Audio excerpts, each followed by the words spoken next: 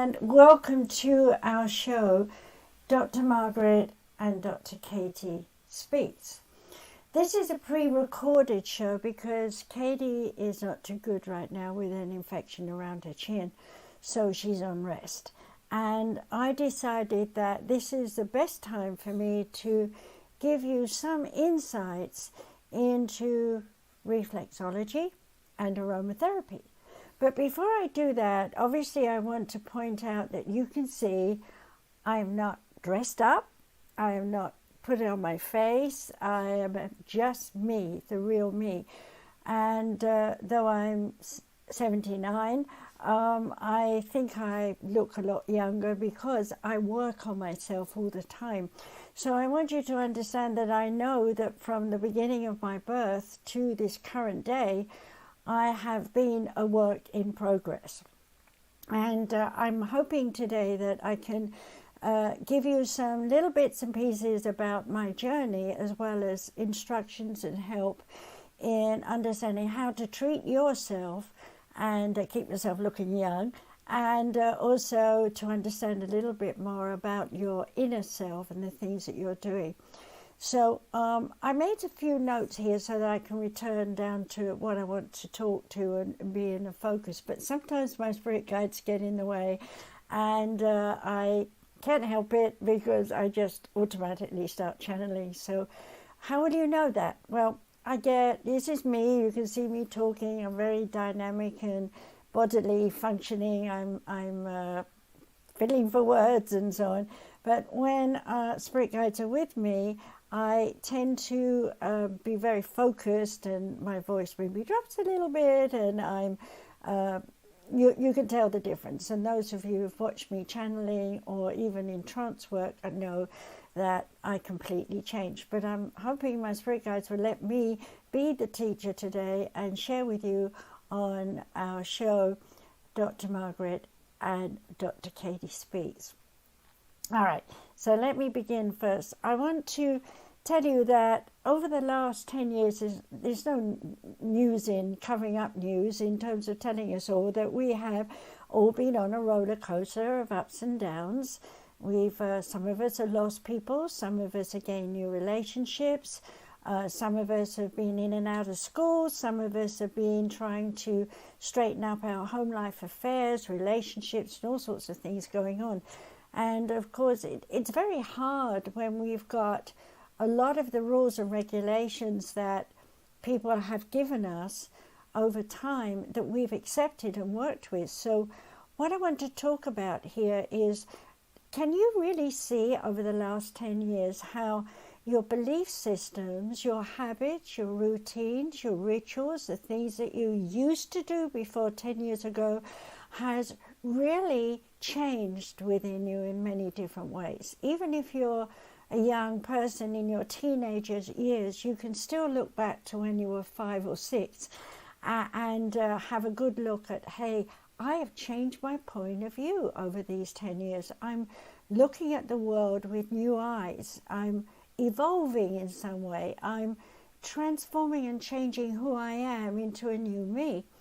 Well, I have to go back to me in those years when I was back in the teenage period, and I was obviously, even those days, channeling and listening to spirit guides.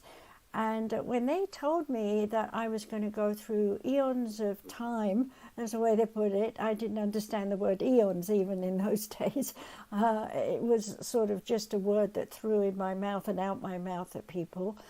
But basically I came to realize there's periods of time in my life where I was going to go through lots of changes, and my spirit guides didn't lie to me. And if you're interested in wanting to know some things about my life, I finally did write a book called My Journey into the Oneness, which is available online on Amazon, and you can get an ebook or the real thing you want to hold in your hands if you want to. But this is not about me pitching my books. What this is about is understanding that as we mature, grow, evolve through life, we go through so many situations that we don't realize just how our subliminal mind, our deep subconscious mind, is constantly monitoring all the things that we are going through.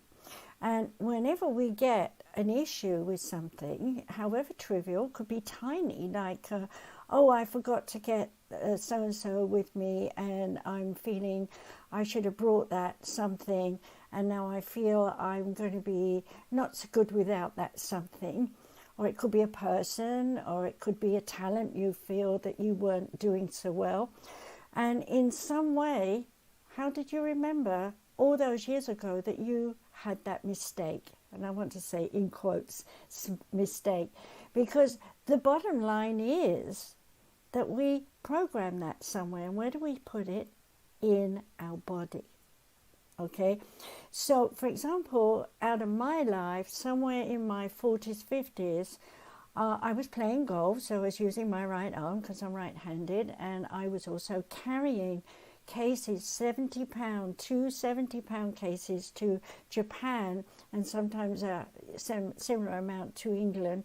So I was crossing the Atlantic over and over again for England, and I was crossing the Pacific over and over again, sometimes traveling over water 5 to 7 times a year. And so in those days, one had no limit really on what one could take. And so weather permitting, summer, cold, winter, whatever, I had to pack all clothes relative to that. I had to take my stones, my crystals, my paperwork, whatever it was that I was taking to the different countries to teach. So just preparing for those trips had its toll on me. And carrying those cases had its toll on me. And one day I could not lift my arm up like this at all. I couldn't even lift it past my hip. Okay, what happened? I went to sleep and I woke up the next day. Well, I blamed the tennis. Well, I blamed the golf. Well, I blamed the cases. Well, I blamed everything. How am I going to teach? How am I going to do all these things with this gammy arm? Well, once I started working on this gammy arm, I started to realize that that gammy arm was also affecting this arm and my neck and my shoulders and my hips and my feet. I was a mess.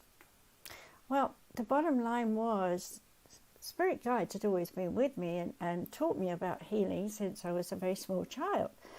So I had to go back into my memory. And this is way before anybody used the word reflexology. I had to go back into my memory when I was working on my mother who had crippled feet. And I won't go into the whole issue, but she basically had a miracle surgery in those days where they took off the toes, took out the bones below, sewed her toes back on down here, shortened her foot from a size 7 shoe, American, down to a 5 in terms of where I'm living now. But back in England in those days, she went from a size 5 shoe to a size 3. And so that was a difficult thing for her because obviously she had to learn to re-walk, rebalance, and do all the things that she needed to do in her life. And so here's me, a little girl, looking at her, and Spirit's telling me in my mind, her energies are all over the place. I didn't know what they meant, energies all over the place. All I knew was the laying of hands. And as you can see, my hands are pink around the edges, and I'm not even fully open right now. But I was healing with these hands when I was very young. I just put my hands on someone or put a stone in my hand and put something on someone and they would get better. So I was very much like a child playing mothers and fathers, you know, doctors and nurses. But while that was going on, I was watching and listening my friends as I'm putting stones on them or I'm doing stuff with my hands on them. They would fall asleep because we're playing mummies and daddies or something. And I would sit there and watch their auras moving. And because my third eye was wide open as a child. And I started to see all these different colours and different things that were going on around people. And I started telling people, you've got this colour and you've got that colour. And people would look, oh, really? What? You know? Because in those days, nobody could see an aura. Nobody even knew what an aura was. So here's my mum coming back to this, and she's in pain after the surgery and different stuff. And obviously my natural instinct, run up, put my hands on. And she always let me do that because she knew somehow her pain subsided when I did that. And she would just, oh, thank you, darling, and humour me.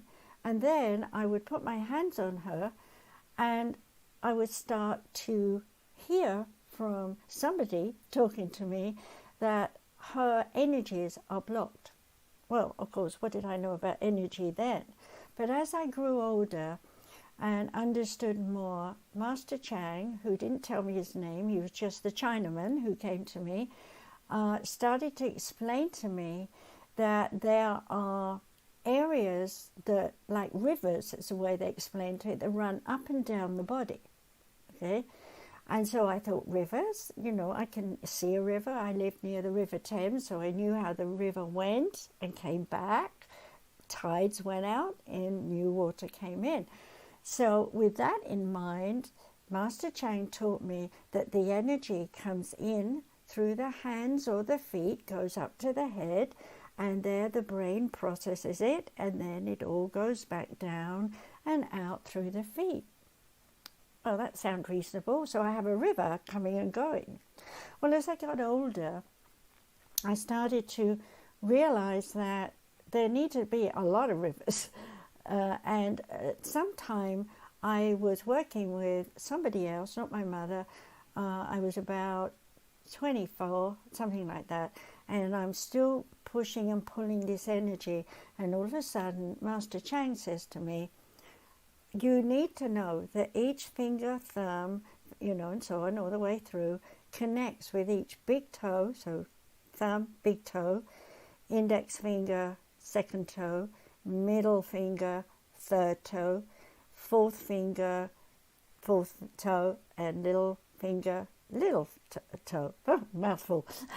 So anyway, so once I understood that, and by then I was already using my crystals, because I've been picking them up on the floor since I was 3 or 5, I was working with those, and I had this particular person, as I said, teenager I was working with, and I wasn't much older than them at the time, and suddenly Master Chang is telling me to work on the feet. And so what I was actually doing, not with the crystals, but with my finger, was, I'm going to show you just by doing this here, pushing, holding, and letting go. Okay, pushing, holding, and letting go. I asked him, why am I doing that? And he said, well, when you push, you're blocking the flow. When you let go, it rushes like the water would from a dam, whoosh, up through the body. So while I'm doing this on this teenager, who is a friend of mine, I asked her, tell me what you feel. And she was very responsive to me because she was also psychic in her own way. And so when I'm doing this and I let go, she's saying, oh, and she's doing jumps. And I said, what are you feeling? She said, well, it was like an explosion in my side. And I kept doing different ones, and she was giving me feedback. And by the time I'd finished doing her, each toe, okay, on each foot, I'd finished. I'd been watching and listening to Master Chang, who's saying, now her rivers are flowing. And I said, what is this? And they told me, call it your push and pull energy, because I'm pushing it and I'm pulling it out. I'm pushing it and I'm pulling it out.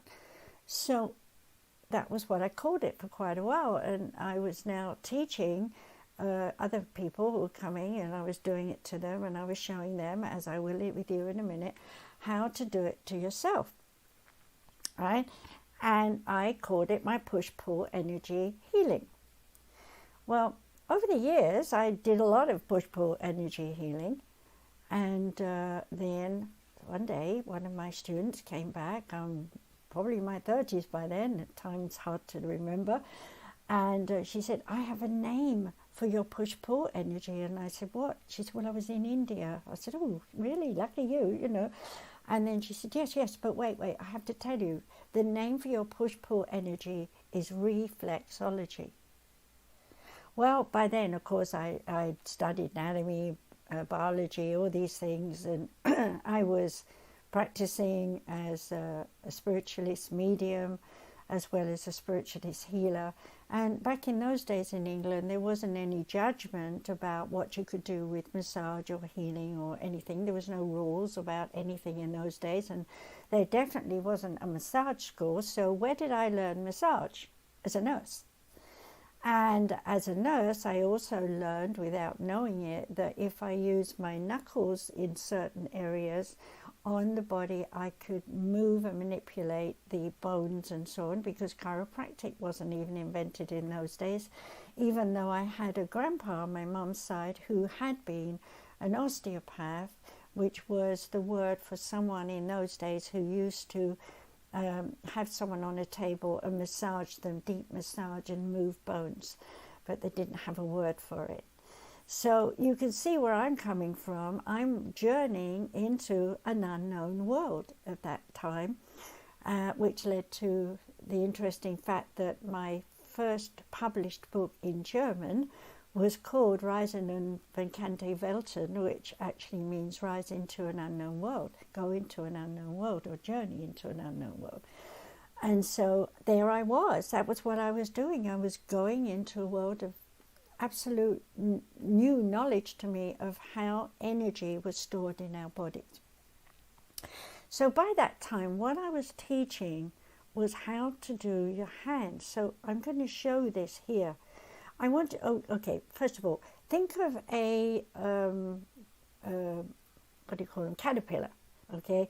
They have little feet at the back and front, and they move the foot, and we get a bow shape. And then they move the foot, and they're flat again. And then they move the foot. Now, they don't move very fast, and they don't move very far. So what I was learning when they showed me this picture was the points of pressure have to be close, like my fingers are right now. So what I was teaching my students was take the side of your finger, push against the nail, hold it, breathe, again, breathe,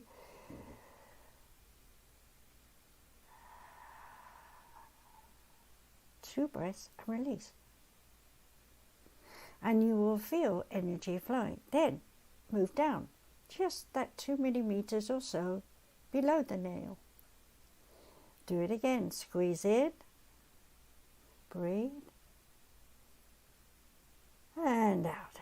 Now, because I'm used to doing it, I can already feel this hand is tingling, which tells me this finger is vibrating and breathing out energy. So I am holding, impulsing by squeezing, and breathing.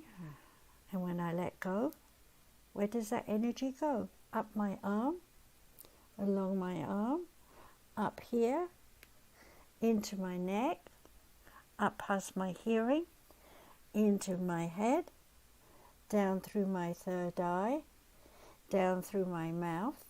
Well, my whole head is processing just what happened with this one finger. Now, if I do my thumb, you've got to think how I'm showing you here. I'm going to do this down quickly so you can see. Breathe, let it go. Move your finger down a little ways. Breathe while you press it on either side of the nail. That's your face. Let it go. Move down a little bit more. Press in. Breathe. Can't talk and breathe at the same time very well. And let it go. Okay, come to the joint, above the joint. Press it in. And let it go.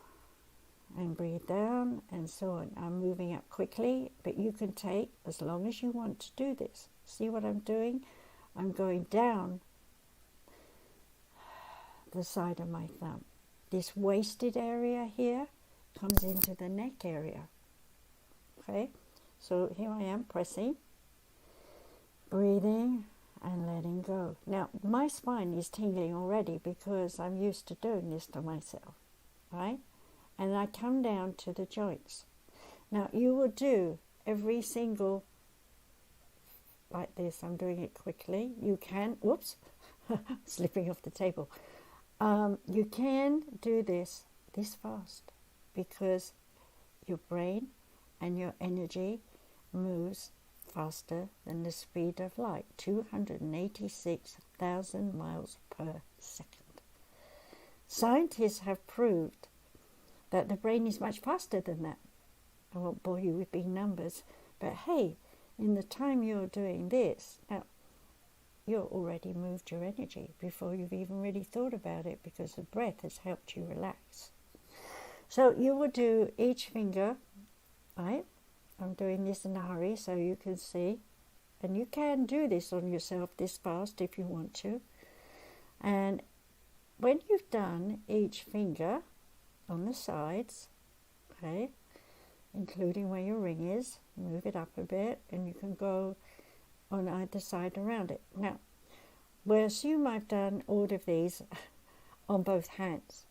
Now you can come back and do the front and back of your hand, okay? So again, press on the nail, because that's going to press on your face. And when you think how many facial expressions you use, like, oh no, oh dear, what's happening, how, when, you know.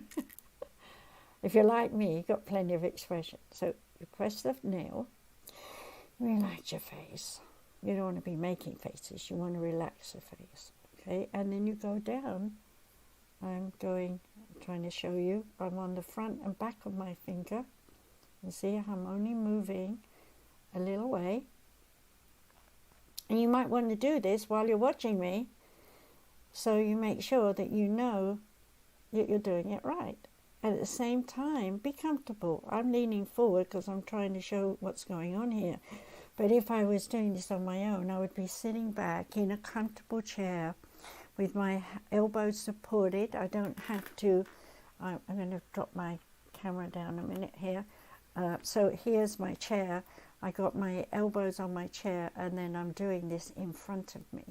Okay, all right. So now that you understand what reflexology is, you can also, if you're like me, flexible, and can get your leg up on your knee, then you can do your toes in the same way. Now, once you've done your fingers and your toes, you've got your rivers, the meridians, flowing with energy.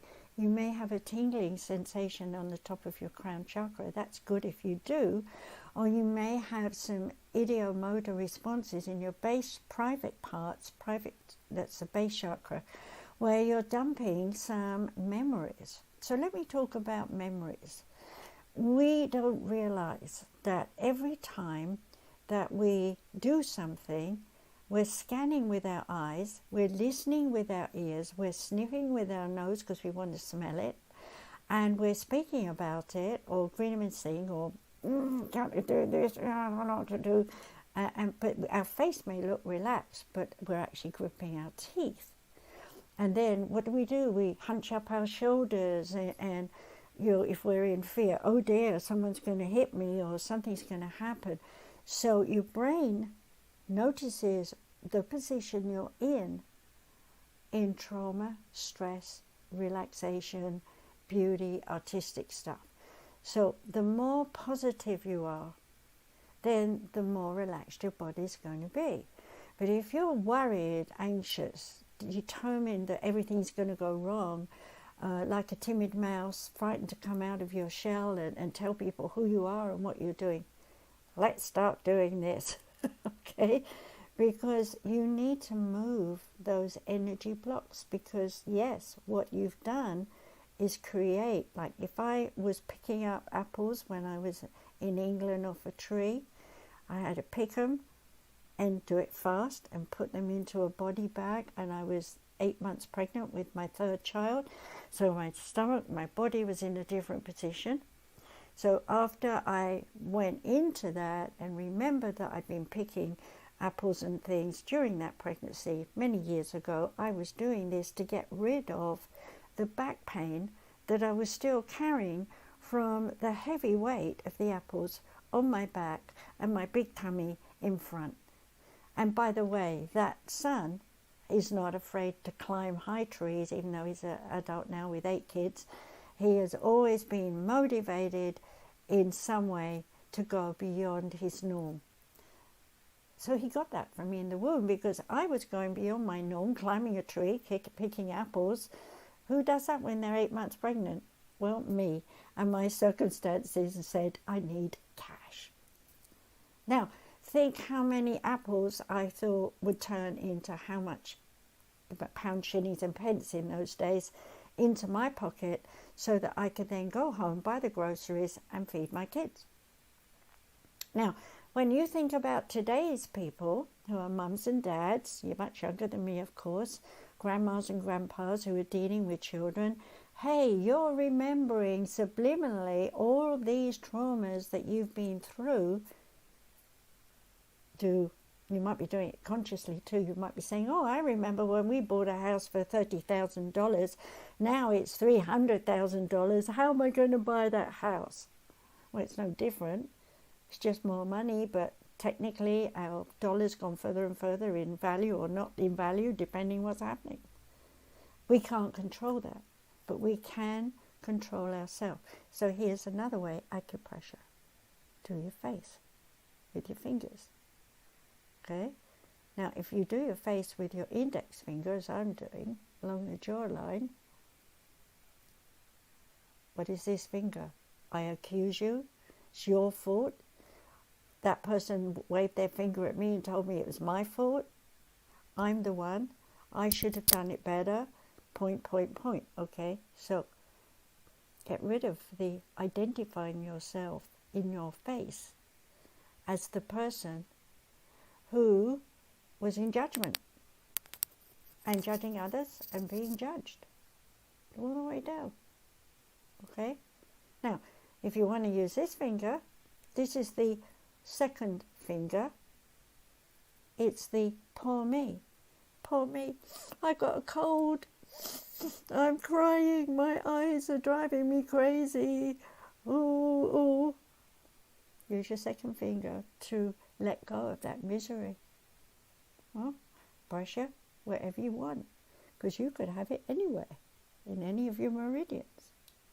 By using this finger, your brain says, I'm going to dump the poor me.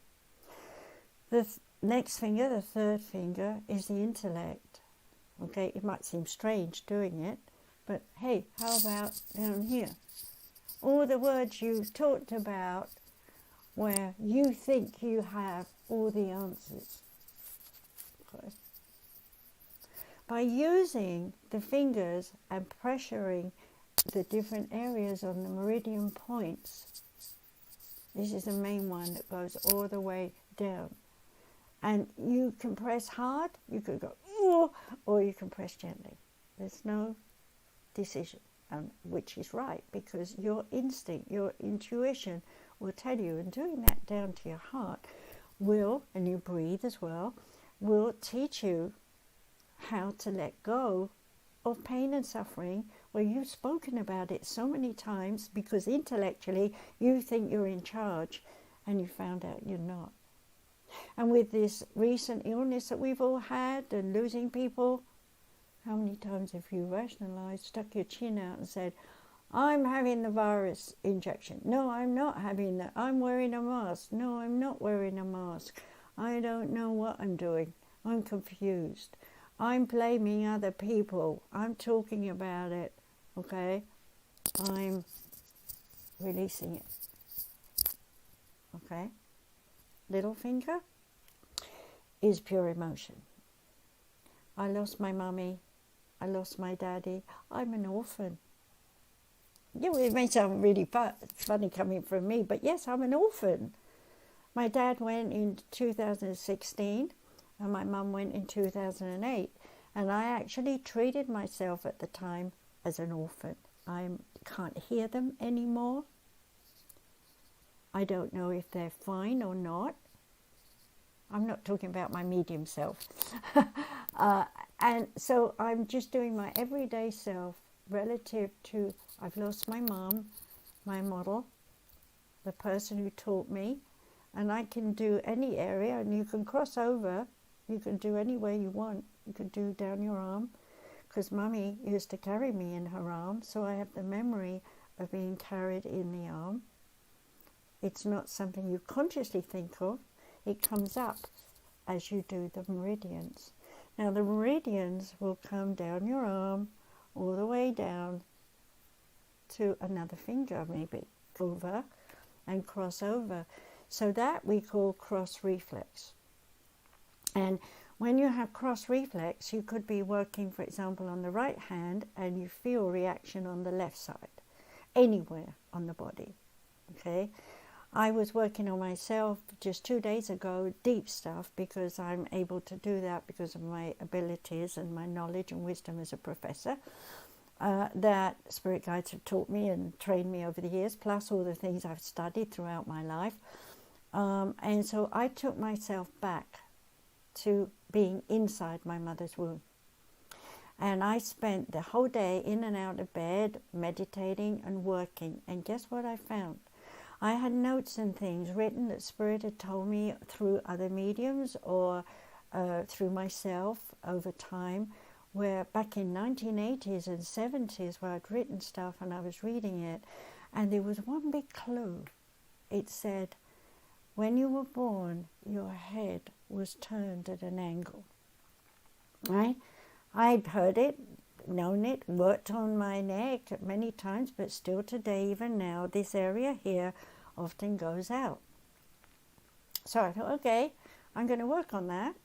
So I'm doing all my pressure points around my face and my hands and my body, and pushing myself back towards what it was like to be in the womb and coming out of my mother.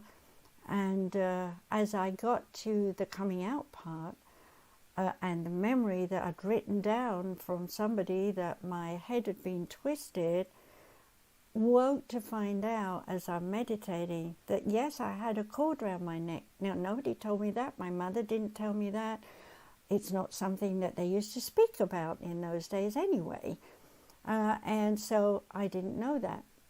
But when I worked on that with my acupressure and my fingertips and my face, doing all these things that I needed to do to myself, I suddenly felt an explosion back here of that memory. It was gone. Now I can turn my head fully. And I do know that I have some muscle issues back there still that I'm working on, so I will continue to do that. I am not teaching about my crystal acupuncture here, but I will say that the squeezing of these meridians will also work if you get your crystal and put it on your fingertips. But I'll do another class on that in another time. But that push-pull energy that I learned so long ago, which I later learned in the 70s, was reflexology, which came out of India, to go on to take my crystals and work with Master Chang on crystal acupuncture when I clinically died, which is also in my book, My Journey into the Oneness. Okay, so having shown you how to do reflexology on your fingers and your face, I want you to recognize that your feet will tingle, your feet will get hot, the rest of your body may get hot, or you may get chilly and cold. So what's happening? If you're hot, you're working on your physical and etheric body. The etheric body is the emotional, mental experiences you've had throughout your life. And if you've been abused and misused and so on and so forth, or you've abused yourself and misused yourself with drugs or whatever, or you've told yourself you're hopeless and useless and so on, you're going to find you've got to dump all that. And doing the acupressure points will help you dump. Another way that you can also is tapping. This came so much later. We were doing tapping when in my 20s. We didn't call it anything. It was just, I feel to tap here. And so I used to do that, and Spirit would say, "Good, keep up the good work. You're giving momentum to the meridian. Momentum. I'm speeding up the energy flow." Okay. Much later came, why is this blocked? I learned about miasmas, and if you think of eddies in a stream where the water gets stuck and it's going round and round, rather like water going down the drain, hey, we've got those in our meridians where we're blocked, where we've put memories, emotions, mind, body and spirit, energy, thoughts into that area and programmed ourselves with that eddy to remind us later, much later maybe years and years and years later, like for me, that I had a block there about something when I was a child. So we are dumping not just what you think you're mentally going to work on, i.e. I've got a back pain, so I'm going to do this and I'm going to do my nails and do whatever, and I'm releasing it. But there's more underneath that. It's like, I'm using the Sphinx as an example. When my grandpa stood under the chin of the Sphinx because it hadn't been uncovered, he told me there's a large body underneath here of an animal. Well, years have gone by, it's been recovered, and they see it's the animal, the lion, which he actually told me he thought was a cat of some kind, maybe a lion or a tiger. But hey, it looked like an Egyptian head. So my grandfather was very psychic in his own way, but they didn't call it psychic in those days. It was the instinct. Okay, so we all have instinct that we know what part of our body needs to be pressured to release something. So even if you sat there like this, breathing and pressing your shoulders, letting it let go, lying down doing it maybe, I can feel energy going down my spine, right to my butt, and on down my back, into my heels, and out through my feet chakras. In my feet are chakras, just the same as they are in my hand. So I can send all that negative energy, as we do in meditation, into the ground. So you can combine reflexology with meditation. So you could be listening to someone who's guiding you through a meditation while you're choosing to do your acupressure points. Okay, let's change subject. Let's move on to aromatherapy. Okay, when I was very young, again, my mother was much the model because I wanted to help her get better, and so I did. And one of the things I had in my locale was a lot of lilac and lavender growing.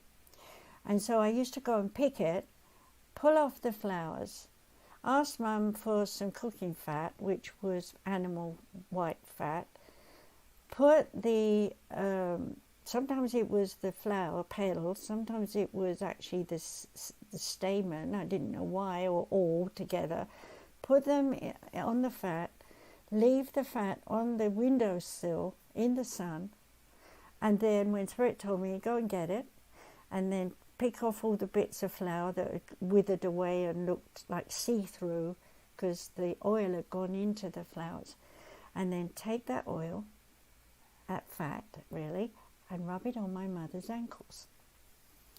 That was my introduction to aromatherapy. And of course that was at the time when I was awakening to Egypt as well. I used to see Ramesses and different people like that. I didn't know their names then, I was just a child, but they were teaching me.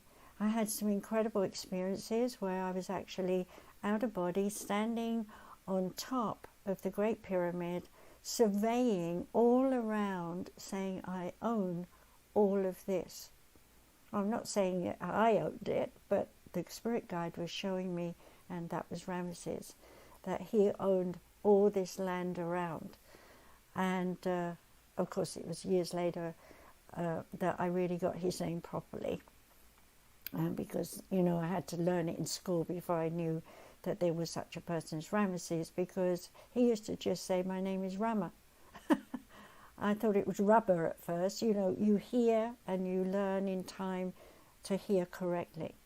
So going forward from that, I want you to understand that aromatherapy has become such a big thing now.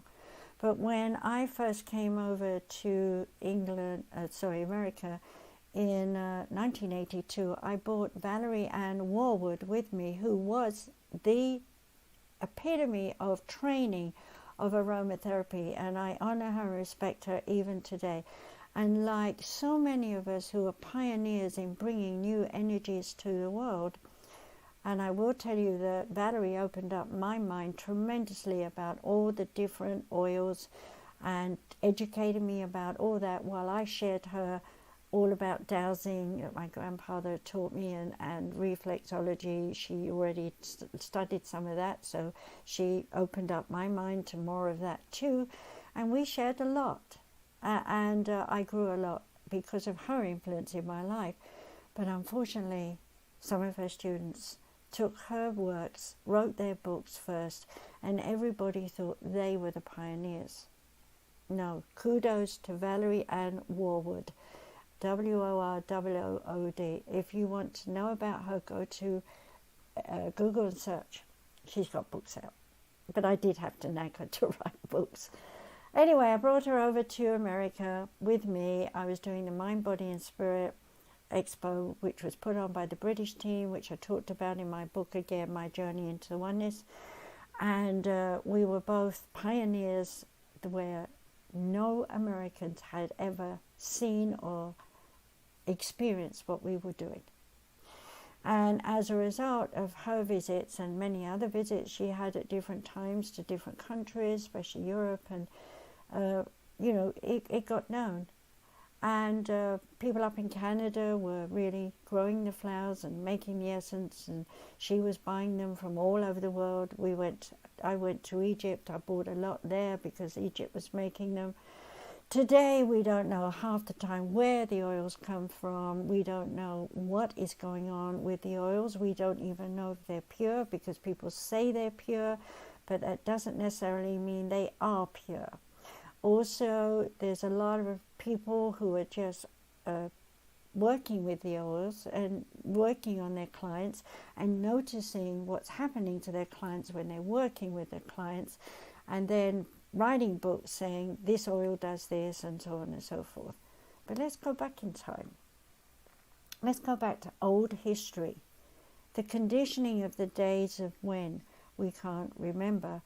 But hey, people who were natives, whatever country they were in, were going out, picking the flowers, just like I did, mixing it with some animal fat, rubbing it over their bodies as a balm, and finding out that externally these oils helped. We also found that back in history we had some essential oils that were poisonous and could kill you, but at the same time, if put on the external part, could actually heal you. We also know from history that many people use poison to get rid of leaders, and so that was terrible. But we also learned about side effects and malfunctions and things like that. So by the time we got into our modern times, there was a lot known about the foods that are good for us in essential oil herbs and remedies, as well as the ones that were bad. And today there is an enormous amount of research that's been done where younger generations who followed after myself and Valerie Ann Warwood, and who have come up with their own ideas and research. And we also have a tremendous amount of, shall we say, chiropractors who had the ability to research plants in other countries and brought into our world tablets and pills and capsules of different herbs to sell to the public.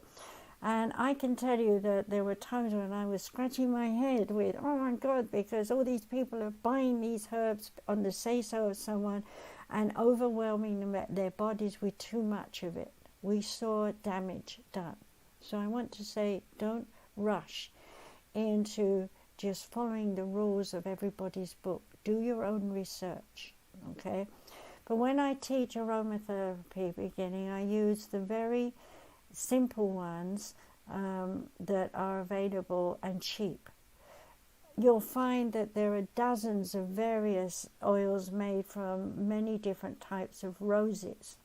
Now, if you think how many hundreds and thousands of different types of roses there are all over the world, and that most of the pharmaceutical organizations buy it up because they put it in perfumes. Okay, so what rose you're getting, you don't know. Some of the roses are very, very expensive. The damask rose, for example, has a wonderful perfume. It is good for the heart, but by the time they've put the petals, stamens, done the way to extract it, they're lucky if a whole field of those roses has given you 1 ounce of essential oil. So yes, it's expensive. But hey, there's little tiny primroses and things like that have the same effect and grow wildly everywhere, that can be put together, and the essence can be distilled in different ways, because there are different ways, and I teach that on how to get the oils out of plants. So if you're into aromatherapy, and I'm going to give a little plug here to doTERRA, they say their oils are pure.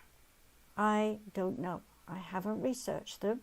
I say to you, if you are a aromatherapist, know how you mix those essential oils together in formulas. Douse it before you put essential oils onto a person, because what you don't know is cellular neuromuscular memory in the skin may well affect something internally in an erroneous way with the digestive system, say, or the lymphatic system, or the nervous system, or so on.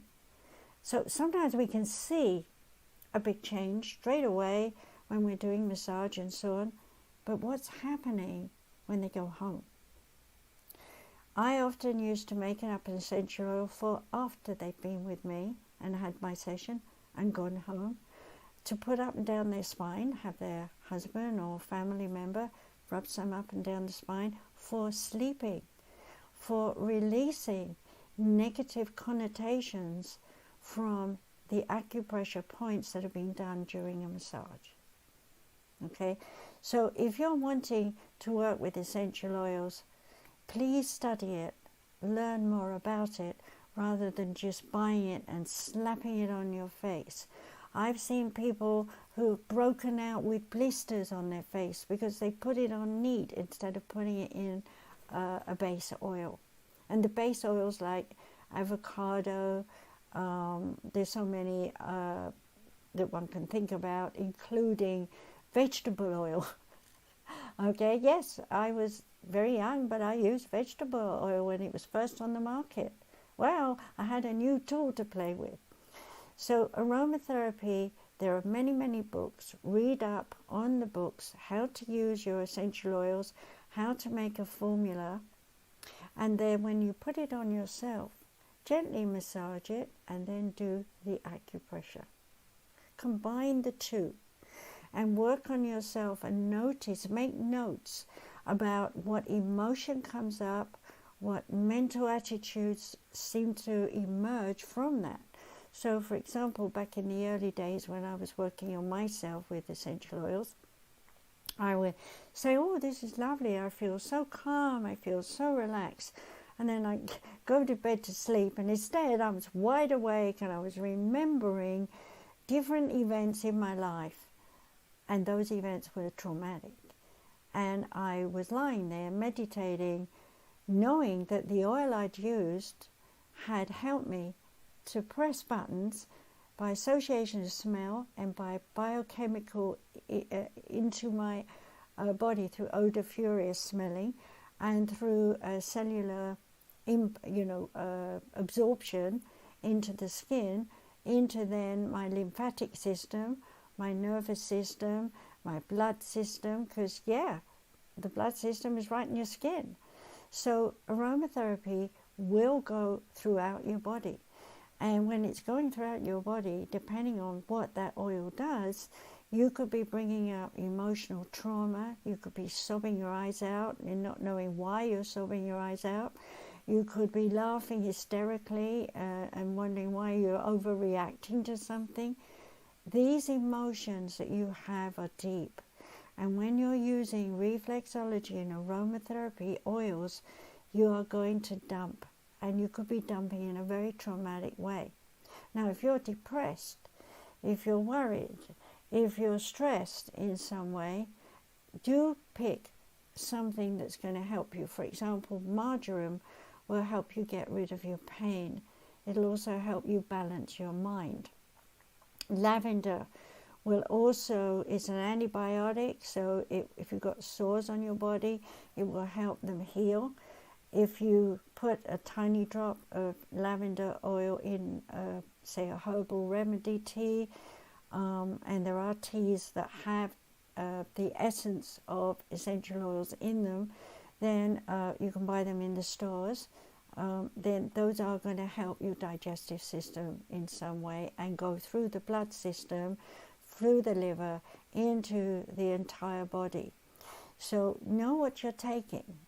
Read up about what these essential oils do, and be sure to do the acupressure on yourself so you help yourself to release cellular neuromuscular memory. What is cellular neuromuscular memory? Well, it's everything you've ever been taught and told to believe. From day one, as soon as you can understand no, you are going to store in your body what no means to you. So, hey, if you're a tiny tot and you're just about to touch a hot heater and mum screams, no, which happened to my kid, shock. The body stores that shock in every cell in your body. And if you happen to touch the heater, like my son did, and end up at the hospital, even more shock. Well, you grow up. You don't remember actually really burning your head unless the family keeps talking about it, which we did, because there was another child that followed, and we didn't want that child to get burned, and yeah, that child did it too. So, copycats. Things happen when we keep going over and over an issue, and if the family keeps talking about it, hey, we're programmed to expect to do the same thing. And even though we might say, for example, I'm not going to touch a heater, I'm not going to fall in a fire, you go, maybe years by, you've forgotten all about it, and suddenly, without thinking, you pick up a hot pan on the stove and burn your hand. Why did you do that? Because somewhere in you, you have set up an expectation that somewhere in time, you'll burn your hands, as my example here. So we copycat our family, we copycat our teachers, we copycat the store owner who's talking to mum. Whatever it is, we have 101 trillion experiences from people who have come into our life, given us a bit of information, and maybe never saw them again, but they had an emotional response to us in ourselves. And maybe they left an emotion in ourselves. For example, a negative person could say, oh, I've got a terrible migraine, blah, blah, blah, as I did. And I ran in, got my little stone, put it on their head. Again, I can read about that in my book. And she's like, oh, my head, oh, my head. And then all of a sudden, out of this stone I'm holding comes this little red dot. And when it got to the edge of her aura, it exploded. And her headache went. And she went, what did she do? And my mum said, oh, she's playing nurses and doctors, just humour her. She said, no, my headache's gone, my migraine's gone. And I looked at her and I said, I didn't do it, the stone did it. Well, of course, years went by and I understood that our energy passes through a stone, through the molecules, going around like this, trying to get through, and when it comes out the other end, it's a beam of light. And if we put that stone on that fingertip, that beam of light will run around your body, up into your brain, disturb some old memories, bring up history, and hey, you're suddenly negative. Well, if you don't meditate, if you don't do your acupressure points, if you don't use your essential oils, if you don't harmonize yourself in your 5 bodies with your chakras, and we'll talk about that on easypeasysolutions.com when we put up all these talks just like this one. And Katie will be doing some of those herself, and she's going to be talking a lot about what she's studied through her life to do with the psychology, psychiatric, emotional, mental, physical traits of how the brain works. Because remember, she's 35. She's a lot younger than me, so she's talking in the way of the times when she was studying. And so, you know, I just mentioned the other day that on one of my shows that PT, you know, what does it mean? When I was a kid, it was practical therapy. Now it means other things. Okay, same with PD. PD was Parkinson's disease, fully said. Now it could be penile dysfunction or psychological deformity. I don't like this. I think our children will grow up saying these initials and really not know what those words mean. So here's another point. When you were growing up, you had people talking to you. They were telling you religious beliefs. Your teachers were telling you how to behave in a certain way, to perform in a behavior structure that was of those times. And today we have rebels about that. But unfortunately, the rebels have destroyed any disciplines. So I look out at the world and I see a dysfunctional world in that we've forgotten how to organize ourselves. We've forgotten how to discipline ourselves. We've forgotten how to behave, in other words. Well, that doesn't mean we have to go back in time and behave like the Queen of England or the Tsar of Iran. That's gone. But we do need to take some of the general attitudes of being able to say, I am that I am, and all that I am is balanced in mind, body, and spirit. That I listen to my instinct, my intuition, my psychic sense, and that I hear at the same time what other people tell me, and I muse through it. Muse through it, find the right word, and come up with my own balance that suits me. If we hold on to somebody's past views and it doesn't suit us, it's not long before we're going to be in a tiswas with ourselves, because we tell ourselves, I'm supposed to please everyone else, but I'm not pleasing myself. I'm supposed to give to everyone else, but nobody gives back to me. I'm supposed to be a role model, but nobody's watching me and nobody's hearing me, so why am I even bothering to do this? I give up. Okay? Well, the bottom line is, I've learned through my life that for all the, it's amazing. In England, it was over, so Spirit tell me, over 50,000 people I reached, and in Japan, over 20,000 people I reached. Now remember, I've also traveled through Europe, Egypt, Peru, Canada, it's just everywhere, South America, so Mexico and so on. So, you know, you don't realize when you're walking through and teaching people until one day something happens. And I was in India here, and I was not going to judge the situation, but it was not a good situation. I needed to go with my interpreter away from the situation. Again, you can read it in my book. This was down in Pondicherry. And he said, well, I'm going to meet with men. I said, I don't mind. I'm a married woman. I'll come with you. And he, well, yeah, but, you know, in India. I said, it's okay. Well, the end result was the men turned up. Of course, the first question was I his sweetheart? And of course, I honoured that by saying, thank you for such a compliment, but I am married. He's my friend. And he was interpreting. And they asked me, why was I there? And I said, because I'm a minister and I'm a psychic and I'm a blah, blah, blah. And immediately, a couple of people went away. And I thought, oh, I'm driving them away. And but a few more were asking me questions, and the next thing I knew, the couple returned, 2 men, with way more men, and they crammed into the room.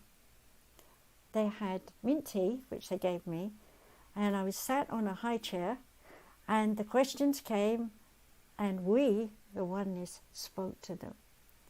And they kissed my feet when I was finished. I was so embarrassed. Kiss my feet? I've never had anyone kiss my feet.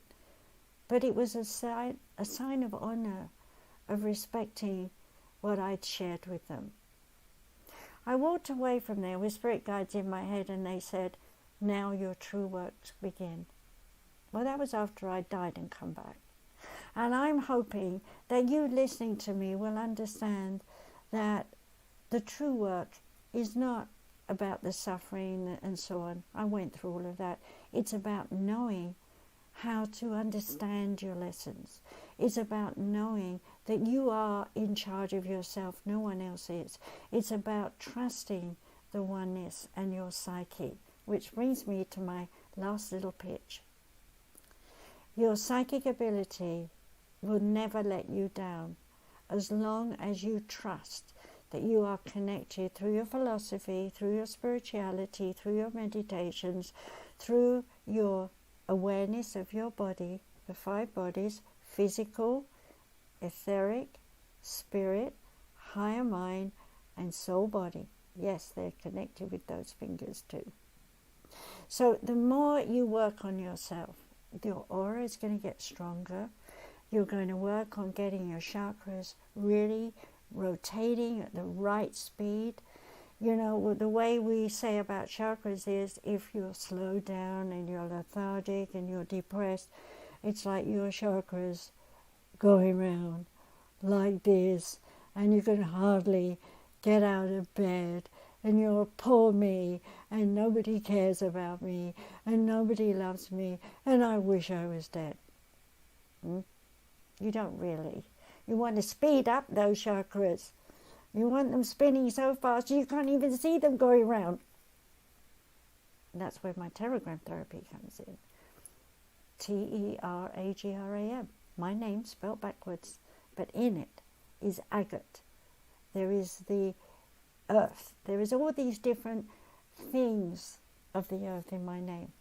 And I'm grounded with that. I know my name grounds me. What does your name say to you? A lot of people want to change their names because they're saying, I want to change my energy. You don't need to change your name. You need to change the way you store your energy relative to your name. For example, I was named after Princess Margaret. I have history that is royalty. I was thrown into that world. Okay, it was fine. It opened the door for me to help royalty as well, including royalty from other countries. There's a few I mentioned in my book. Of course, I honor secretive ideas of people who are still alive, so I don't tell anybody. But I can speak about those who've gone. Same for you. There are models who've left your life, and you can speak about them, and you can talk about what you learned and why you were with them and so on. Because as you do that, you're bringing up emotions, you're bringing up memory, you're bringing up stuff you've not, tucked away and hidden. Go do your crystal, go do your acupuncture on these meridians, whatever you can find. Find a stone, any stone that you feel drawn to will work. Hold it on your fingertips and do crystal acupuncture. But if you want to know more, you'll have to attend my classes on crystal acupuncture and teragram therapy. So go to easypeasysolutions.org, sign up, put your name, your email, your phone number, anything you're interested in, the box below where it says share with me, so we know, and then Katie and I will get back to you. Now, Katie will put up this talk on, and I always have to think, somafusionmedia.com. She will also share this on Facebook and umpteen other outlets that she manages, because, she's this whiz kid with radio shows, and I do want you to look up her own show, because she has a show on Wednesdays and it's Soma Fusion media.com, I think, and then it's listed under there all the other shows that she has. So do go there. We also have, we're building right now, SumariSeducationCenter.com. So if you are serious and you really want to study with one of us, this is the place to go yet again. Fill in your name, phone number, email, and your interests. You see, we need to know what you, the people out there, want to study. It's no good me putting up, I'm teaching psychic development, and nobody wants to study that because they all want to study aromatherapy. So I need to know what you want to learn. But right now, I am focusing on teaching a very introductory talk on the 8th of August on your psychic development. So if you'd like to learn what the psychic ability is and how to tap into your own psyche and to tap into your spirit guides, that's a talk you need to go to and sign up on easypeasysolutions.org. But hey, roll over to Samaris Education Center and you'll find some of the more serious courses, intro courses, beginners courses that I'm putting up, which you might want to attend after you've listened to my chat about psychic ability. And Katie will be doing the same. She's working on a new terminology to me, mind, gosh, I can't even think of it now. It's a terminology. It'll come to me when I'm trying not to think about it, so I better not try it, because the more I think about it, the worse I get. Okay, so, and remember, this is me talking and not spirit guides channeling through me today. Your mind essences and where you're thinking and so on is now called different things. Back when I was teaching, it was all psychology and psychiatry.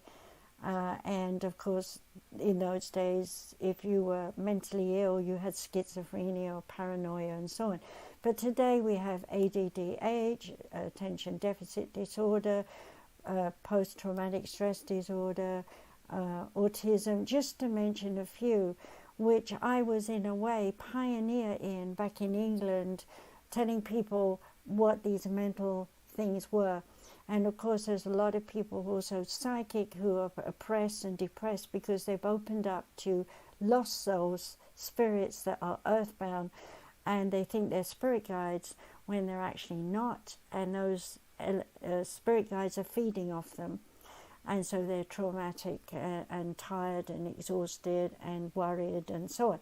So if you think you're one of those psychics, you definitely need to understand how to protect yourself. So I will be doing a lot about self-preservation, self-protection with the psychic ability in my talk. So go there, easypeasysolutions.org, and sign up if you want to do that. Or go to SumariSeducationCenter.com if you want to be a serious student and start at beginner's level.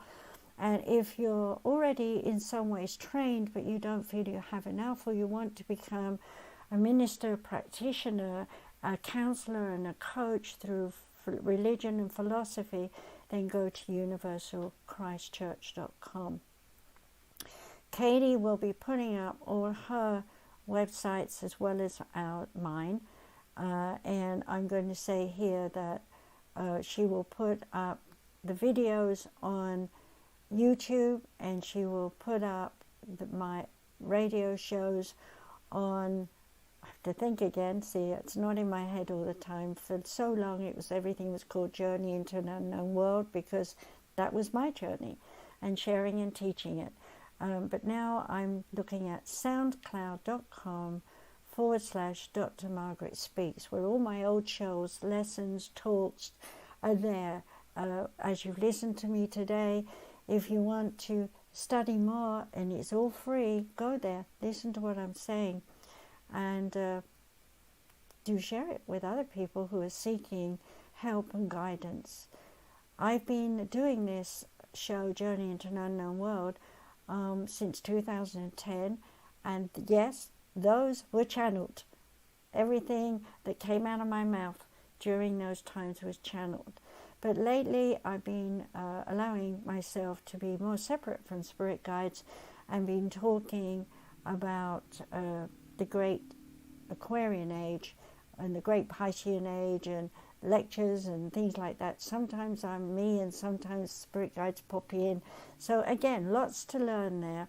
And Katie has been doing a lot of shows herself, and I'm going to ask her, because she's not here to promote it, and she's the one who usually reads all the lists and things that she needs to tell you that we're doing. So I'll ask her to put all her links up as well, so you'll be able to contact her, and she will reply to you as soon as she's better. So once again, I ask you all to really send your prayers of love and light and healing to Katie, and also to anyone else that you know is suffering. So here I am holding up my hands. I want you to see I was not opened up. Now I'm going to open up. I'm asking my spirit guides to bring this energy into me. What is happening to me? My back is getting chills. I'm tingling all over. And I want you, please, to put your hands opposite me, okay? And just let yourself feel. Because you see, a computer is energy. It's running along electrical wires. It's in the atmosphere. It's everywhere. The way we pick up our phone and we look at people and we talk to people. And so when you put your hands opposite my hands, you're going to feel the tingles. And when you do, allow that healing to flow from head to toe. Let your negativity go into the ground. You can even imagine that you are letting dirty water run off your body in the shower and down out of the drain. And you can do this for as long as you want to. Now, if I bring my hands closer, it's a bit difficult because I'm noticing that my screen is pretty light. See if you can see on your screen really sort of red darker spots on my hands and fingertips.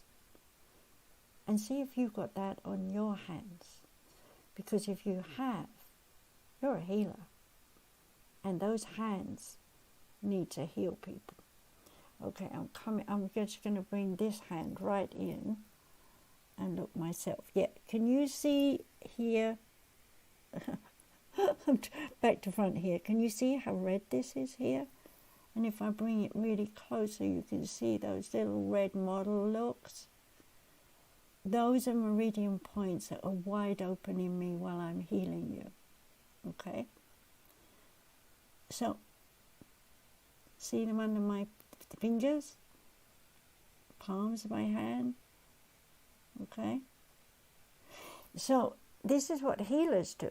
You know, and I've come back here and you can see my left hand is balancing my right hand, and my right hand is balancing my left hand. So when you're doing this acupressure, and you can do it that fast, you don't have to press hard, you just press and breathe. I'm talking, so I can't breathe. But I would do this, and I could do this watching TV. Because everything I'm seeing on television, if it's a drama or the news, it doesn't matter. My brain is hearing that, and my brain is correlating the influence of what I'm hearing, seeing, and I'm running energy through my body. And if it's something negative, like I'm sitting there and going, oh, I remember that happened to me, or I'm going to be doing this, because that's a good point to say, breathe and let go of that memory. Because what I've heard has reminded me and I've forgotten to get rid of that. So you can take stuff from outside of yourself, see it as a marker, and then if you're busy and you can't, say at work and you can't do it then, okay, make a note to yourself, carry a little pad around, put down, when I get home, do a focus on, it could be a word, it could be an image, it could be a time in your life, put a few notes, so that when you get home, you can do your fingers, and you can sit and relax, meditate on your back, doing this however you want to, somewhere where you're comfortable, so you let your body relax and let go of the day and all the stress that you've been carrying in your mind and heart and in your cellular neuromuscular memory programming. Now, we haven't talked about DNA. We'll save that for another time. So I want to thank you for staying with me this long, and send your love and good wishes to Katie and anyone else you know, because now you know about this healing. You can meditate. You can even make a ball of energy and throw it to. Yeah. So thank you for listening to me, and hopefully Katie will be fine by next Monday or Tuesday, so she can do her show. And when you can, go on her page on Facebook and see Katie Kamara. Just search that, she'll come up, and then you can see what she's been doing. Okay? So take care, be happy, be well.